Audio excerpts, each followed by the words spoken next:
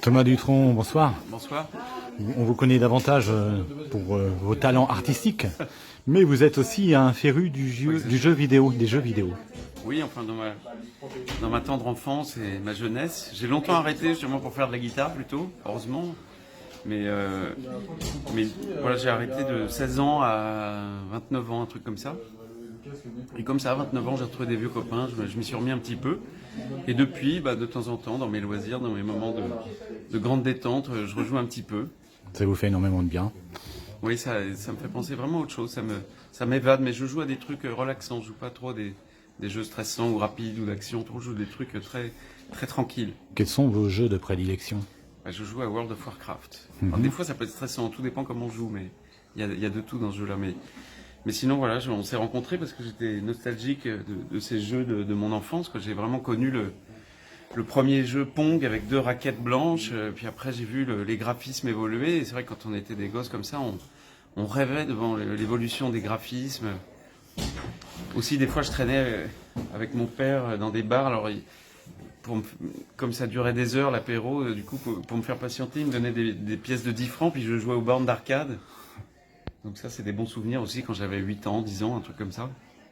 Voilà, et puis après j'ai une grosse période ado aussi où j'avais plein de copains à la maison et on passait le samedi après-midi à jouer dans ma chambre à 4, 5, 6, à se passer les joysticks, à rigoler et tout. C'est des bons souvenirs, quoi.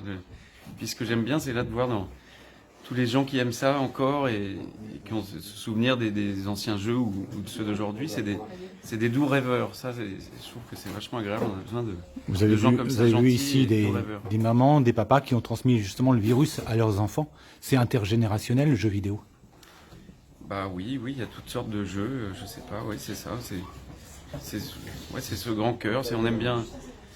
Parce qu'à un moment, les gens ont eu peur en disant oui, les jeux vidéo c'est violent. Alors c'est vrai qu'il y a certains jeux violents qui font peut-être perdre la réalité, mais je crois pas tant que ça. Les enfants savent vraiment qu'on est en train de jouer à quelque chose. Après, On a dit aussi que ça isolait socialement. il y a toujours un revers de la médaille dans tout, mais ça isole un peu plus aujourd'hui. C'est vrai, je vais faire le vieux con, mais on a plus plaisir qu'on avait à l'époque de jouer dans la même pièce à 4 sur un jeu avec l'écran partagé, et à se fâcher ou à être content, rigoler tous ensemble dans la même pièce. Ça, c'est vrai que ce plaisir-là a disparu. Maintenant, on est tous en réseau, connectés.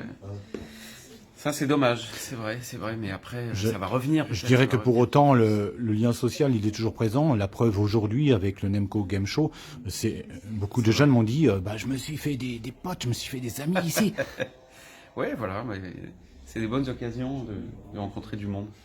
Et votre relation avec notre territoire, Beaumont-le-Roger, le département de l'Eure, vous connaissez bien? On vous a vu chasser le dinosaure dans les forêts à côté? Moi, je vous disais, je suis ami avec Hervé et Guillaume et toute la famille. Et voilà, c'est des gens que j'apprécie beaucoup. Fermez les oreilles, ils sont là, alors il faut pas leur dire. Oui, mais voilà, oui, c'est une relation qui remonte on se connaît depuis un moment maintenant, et puis voilà, c'est des gens extraordinaires. 10 ans. C'est des gens vraiment attachants et formidables et extraordinaires. Voilà. Donc voilà, je suis heureux de les connaître et de les suivre et tout ça. Voilà. Merci beaucoup, Thomas.